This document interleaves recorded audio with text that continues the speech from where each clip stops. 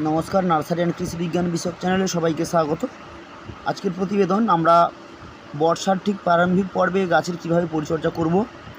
বিশেষ করে যে সমস্ত গাছে ড্রাইব্যাক রোগ হয়েছে, ডাল শুকিয়ে গেছে বা ব্ল্যাক ফাঙ্গাস রোগ হয়েছে, সেই ডালগুলো যতটা জীবিত অংশ আছে সেই জীবিত অংশের কাছ থেকে আমরা ছেটে ফেলবো। পারলে দুটো একটা ছোটো পাতা সহ আমরা যদি ডালটা ছেটে ফেলতে পারি, তাহলে এই ফাঙ্গাস শুকিয়ে শুকিয়ে আর পুরো গাছটা মরে যাবার সম্ভাবনা থাকবে না।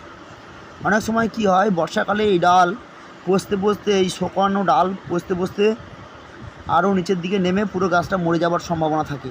তাই আমরা যদি ছেটে ফেলি এবং সেই ছাটা অংশগুলোতে ছত্রাকনাশক লাগিয়ে দিই, তাহলে কিন্তু গাছটা খুব সুন্দরভাবে প্রাণবন্ত হবে এবং ঝোপঝাড় হবে।